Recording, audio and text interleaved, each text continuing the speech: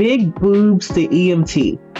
I'm sorry. I mean Barbara Bush the EMT. But you should hear what her first name was actually going to be. But why Barbara Bush?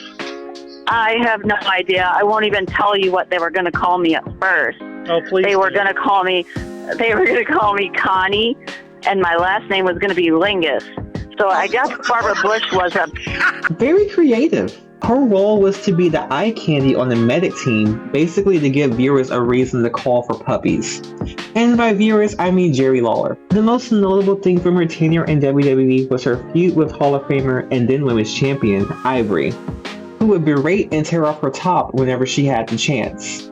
Her last appearance on TV involved her in one of the Dudley Boys' infamous table spots.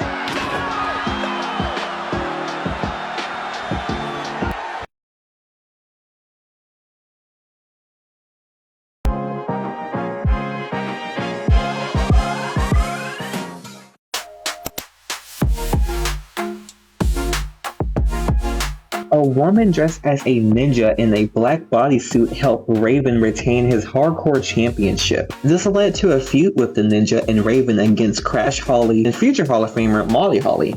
In an episode of Heat, the ninja was revealed as Tori. This was her last television appearance and she left the company soon after. Apparently, this whole storyline put a rift between her and Raven because of backstage politics. Then you came back and they gave you the mask, and I think it was a ninja gimmick you did with Raven? Yeah, and that was actually, I ran that idea past Stephanie, and I think Raven actually got pretty upset at it because they took it, and that was a pretty inappropriate thing for a girl, to be running a storyline past, and I knew about it before he did. Right. So I don't think that did me any favors. It was cues that, if I remember right, getting wrong information, I could never be in the right place at the right time working with him. And I think that was somewhat intentional, and I think I was somewhat fried too because of my shoulder, and just I came back and didn't have any ally. It just wasn't a comfortable environment, when I came back at all from that. And so, I think he was pissed, and I think he was lobbying,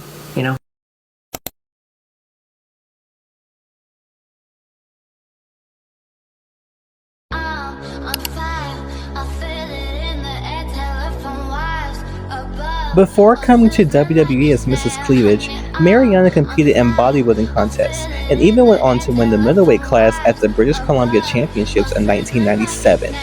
She was even featured on covers of multiple fitness magazines. She eventually made her WWE debut in 1999 as the mother of Beaver Cleavage, better known as Headbanger Mosh. This mother and son angle was one of a sexual nature, which was fortunately scrapped shortly after it started. However, soon after, Mariana and Beaver, now going as Chaz, would enter a storyline that pretty much surrounded domestic violence. During an episode of SmackDown, Chaz had dumped Mariana in the storyline and she had been begging him to take her back. On the following episode of Raw, she came back with a black eye. Chaz, in storyline, would receive retaliation for being the alleged attacker of Mariana, but his tag team partner Thrasher showed video footage proving Mariana was lying, which led to her getting arrested. We can all see why this is a problem, right? Okay. Mariana was released from WWE following this storyline, but she will go on to wrestle 2 more matches at the No Holds Barred wrestling promotion in Winnipeg, Canada. She would retire from wrestling completely after this. Mariana Comlos would sadly pass in 2004 due to breast cancer at the young age of 35. May she rest in peace.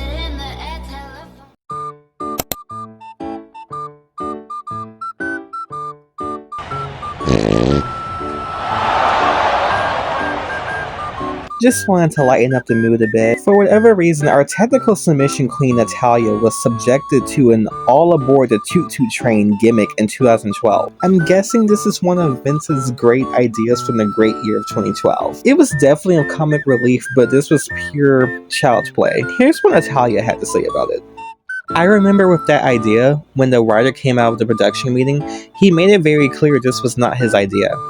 I remember I had butterflies in my stomach because I was like, finally, I'm going to get this cool idea. You've been helping everyone, Natty, but this is your time now. I think he saw me as being kind of a serious wrestler. So he's like, let's do something that's going to make Natty entertaining. So that's what the idea was for me to morph into Natty or Natalya Neidhart. In true Natalia form, I smiled. I said, of course I'll do it. Not only will I do it, I'm going to make this amazing. I'm going to do exactly what he wants, and I'm going to be professional. Shout out to Natalie for always being a good sport. Even to this day, we all know she deserved better than this.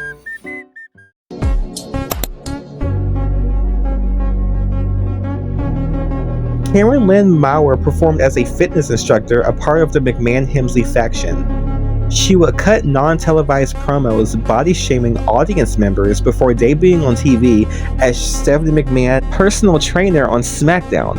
She only had 2 TV appearances before making a return to VPW, where she had been prior to debuting in WWE. She ended up getting released allegedly because WWE couldn't come up with anything for her further. It's reported that she was going to be debuting alongside Hall of Famer Trish Stratus, but it was scrapped to introduce her separately. If done right, this could have been interesting.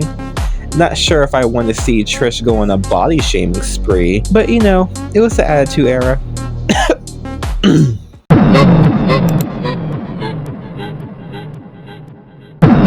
At the peak of Nia's heel run, Nia Jax would attack Dean Ambrose the night after the 2019 Royal Rumble, teasing not only a feud, but a match between the two. However, the scheduled house show match that was advertised was cancelled since the match was against state regulations. According to Diva Dirt and a certain Reddit user, the supposed state was Arkansas. It was so awkward.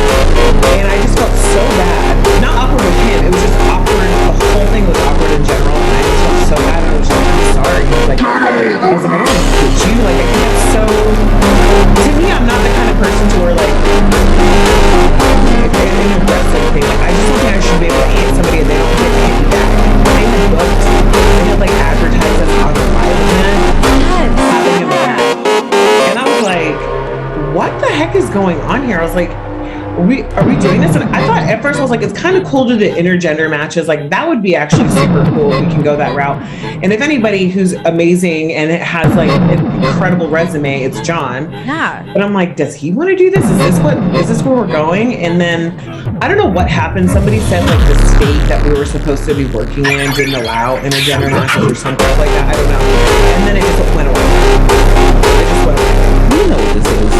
This was just a way to get Nia Jax some extra heat and an attempt to make John, Dean Ambrose, look like a fool before he left the company, allegedly.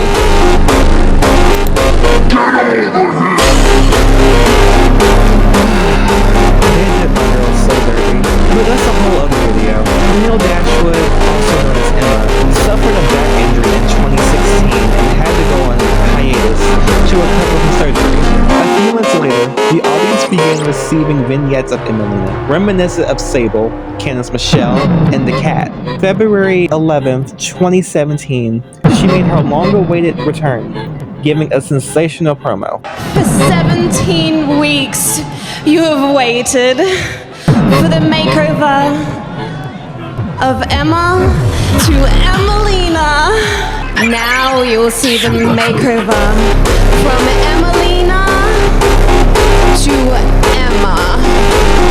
Reportedly, the gimmick was scrapped because WWE, Kevin Dunn, allegedly didn't believe she could pull it off. To quote Neil, I guess there was an idea to it, and they realized along the way that wasn't me. That wasn't for me at all. I mean, I'm not a diva. I'm not like that at all. And I just wanted to wrestle. What I wonder, me, Cammy, what I wonder, did they ever ask how she felt about this? If she told them how she felt, was this even considered? Probably not. And we all saw what happened. Or rather, what didn't happen afterwards. Twice, unfortunately. This gimmick ended up living on through Lana, Mandy Rose, and Carmella, who all killed it, by the way. But we know who the character was written for.